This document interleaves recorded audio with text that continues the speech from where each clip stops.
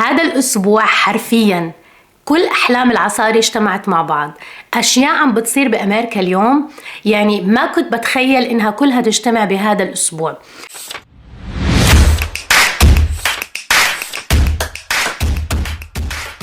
خلينا نبدأ بالحدث الأول وعلى السريع. حدث هو رسالة إلى أمريكا. رسالة إلى أمريكا هي على حد يعني زعم الجارديان إنه هي رسالة كتبت بعام 2002 من أسامة بن لادن موجهة إلى الشعب الأمريكي، وهاي الرسالة كانت موجودة بعام 2002 على موقعهم. ظلت موجودة إلى إمتى؟ 15 نوفمبر 2023، وبعدين الموقع تبع صحيفة الجارديان مسحها. ما بنعرف الظروف يلي طلعت فيها ترند هاي الرسالة، بس أعتقد لأنه هي عم تحتوي كلمات عن فلسطين فالسيرش عم بيطلع كل المواضيع اللي لها علاقة بفلسطين. أنا شخصيا ما كنتش بعرف أنه هو كان كاتب رسالة في عام 2002 وحاكي عن هاي المواضيع. المواضيع هي تبدو عادية إلنا كعرب أو كشرق أوسطيين. إحنا عارفين إنه اللوبي الصهيوني وإنه الرأسمالية تسيطر، وإنه لماذا تم احتلال العراق ولماذا تم احتلال أفغانستان ولماذا تم احتلال فلسطين. يعني نحن هاي الأشياء نعرفها، ولكن اللي حصل إنها شكلت صدمة للرأي العام الأمريكي. شباب صغار عايشوا فترة 9/11 11 سبتمبر وتفاجئوا بمحتوى الرسالة. محتوى الرسالة مش مفاجئ لإلنا ولكن مفاجئ للأمريكيين. الناس من كتر الصدمة عم تحكي إنه حياتي تغيرت بعد هاي الرسالة، معتقداتي تغيرت. في منهم حكوا إنه صابهم تجمد دماغ، في منهم وصفوه بإنه عندهم أزمة وجود. هلا رح نشوف شوية فيديوهات. This morning I read Letter to America, which is Osama bin Laden's letter to America explaining why he attacked Americans. And I am ashamed to say that I not only have never read this letter, but I didn't even know this letter existed. It's wild and everyone should read it. If you haven't read it yet, read it. However, be forewarned that this has left me very disillusioned, and I feel the same exact way I felt when I was deconstructing Christianity. I feel a little bit just confused, like I have entered into another timeline. What is this? And yeah, so go read it. So I just read A Letter to America, and I will never look at life the same. I will never look at this country the same. I will never.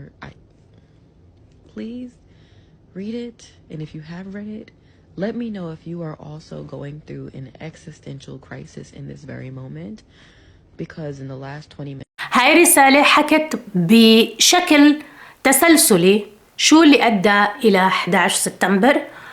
هو ما كان عم بيبرر، بس هو عم بيحكي إنه نحن عملنا هيك لأنه هذه جزء من ثورتنا تجاه اللوبي الصهيوني. الأفكار المطروحة كانت هي اللوبي الصهيوني، الرأسمالية، العراق وفلسطين وأفغانستان، وقال إنه يجب على الشباب أن يقوم بثورة. فهذا الشيء طلع على تيك توك فايرال بشكل جنوني، خلى الناس كلها تدور على الرسالة. الرسالة على فكرة مش موجودة في كل مكان، فبدك تدور كتير كتير منيح عشان تلاقيها. الشيء الحلو إنه هي حرب نور وظلام، وهذا الشيء بدأ يبين أثره فعلا. إن الناس هلأ عم تنقسم، يا إما أنت نور أو ظلام، فعم بتكشف كتير حقائق إحنا كتير مكشوفة إلنا من قبل كعرب، ولكن المواطن الأمريكي بمحدودية معلوماته أول مرة بيطلع على هاي المعلومات. فنحن كتير كتير كتير مدينين اللي عم بيصير اليوم. الحدث الثاني اغلاق جسر الباي اريا، والذي يعد شريان ولاية كالفورنيا. هذا جسر كتير طويل وبيودي للأشغال، بيودي من منطقة لمنطقة كتير كتير مهم. اللي حصل وكما يقال إنه في 20 سيارة وقفوا في نص الباي اريا، وقال إنه أصحابها أخذوا المفاتيح ورموهم من الجسر وركضوا. وبعد هيك بدأوا الناس يمشوا في مسيرات ويحملوا لوحات بين السيارات يحكوا عن القضية الفلسطينية ويتظاهروا. طبعا إشي من الجنون الجنون الجنون. طبعا مين بده يشيل السيارات؟ تعال شيل السيارات، يلا خلي يشيل السيارات. هذا الشيء بيتزامن مع زيارة الرئيس الصيني إلى كاليفورنيا كمان. ففي أشياء كتير صار كتير تحضيرات عشان زيارة الرئيس الصيني. فهم حاولوا يعملوا هاي الحركات كلها بالتزامن مع زيارة الرئيس الصيني. ما بعرف شو مضمون الرسالة هون، بس هم بيطلبوا المساعدة من الرئيس الصيني. ما حدا بيعرف. مشهد جنوني لمدة ساعات ساعات ساعات. تعرفوا ملايين البشر بتعبر بهذا الجسر. خلينا نشوف المشاهد. We're just learning from UCSF that it blocked transplant organs, patients and have reopened lane 4 and 5.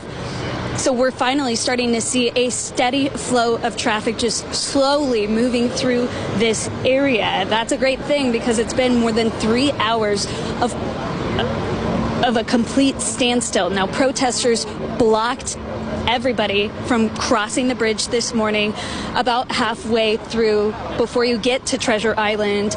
They blocked it, laying down in the middle of the freeway, also getting out of their cars, abandoning them to hold their demonstration. They are calling for a ceasefire in Gaza and not just a humanitarian pause. Now, only in the past 15 minutes, we saw CHP quickly pull over one of these cars as they were leaving and arrested possibly 4 to 6 people. An officer on scene told us they were identified as protesters. So some of these cars are being stopped as officers are identifying people. CHP just moved us over 1 lane because they said they are preparing to quickly reopen at least 1 more lane, and media has been told to clear this area as soon as possible.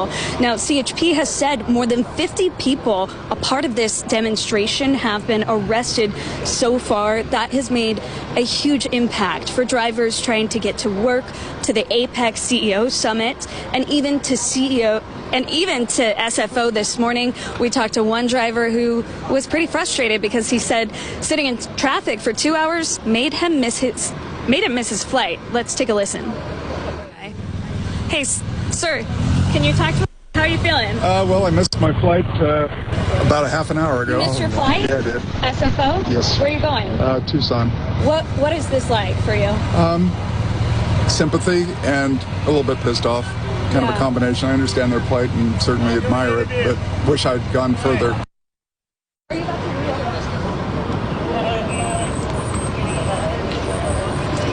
And obviously, a lot of drivers can relate to what that driver has just said. He is frustrated, but also sympathetic to what many of the people out here were demonstrating for, calling for a ceasefire in Gaza. Now, just moments ago, while that soundbite was airing, we heard from a CHP official who said they're going to give us a ride back to our live track, which is parked all the way on Treasure Island. They're trying to clear media out of this area on the Bay Bridge so they can get it reopened. We don't have a clear estimate of what time it will fully reopen, but that is a very positive sign that they're trying to get all of us physically off this bridge so they can get all of this traffic into San Francisco and also off the bridge.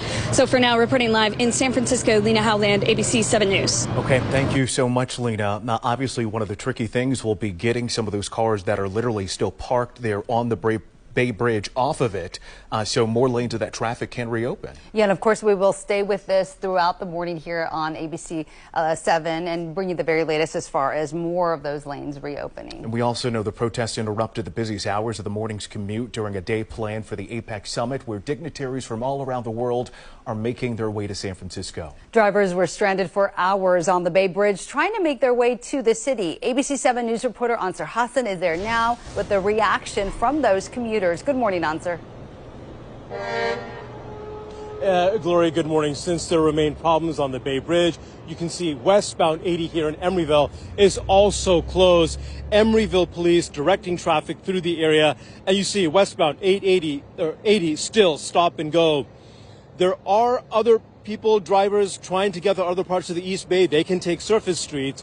Earlier, there were a few cars parked along the frontage road. Those people were waiting to get to the Bay Bridge once it reopened so they can get to San Francisco. This is the main road. I had no idea what was happening. Why did you come off the freeway? Oh, well, I take the side road, and I thought I was going to be able to get back on, but it's closed. For me, it's been hell. I go through 4 county lines, so I go through different traffics. So it takes me almost 2 hours to get to work. Where are you headed to right now? I'm headed right around the corner, but I come from Santa Rosa. So the traffic has been crazy all morning. Yeah. How much longer has your commute been today? Today I'm 30 minutes late. Now I don't know how long it's going to last, and I'm obviously going to have to turn around and go back or go on BART, or I suggested to the other guy, he's like, but I have stuff, I said, maybe you could take a plane or a boat. Now, Julian and Gloria, not everybody had that same positive attitude. Emeryville police say they don't know when this on-ramp will be reopened. They say it all depends on when the Bay Bridge is fully reopened and traffic is allowed to flow. Reporting live, Ansar Hassan, ABC 7 News. All right, thank you so much, Ansar. And during that protest, some drivers were stuck on or near the bridge for 3 hours. And we're looking live at the Bay Bridge on the right-hand side of your screen. We want to check in now with ABC 7 News traffic anchor Jabina Fortin for a look at how traffic is doing now. Hey, Jabina. Hey, Julian. Thank you. Good morning, everybody. So it has been a mess. Let's get right to our...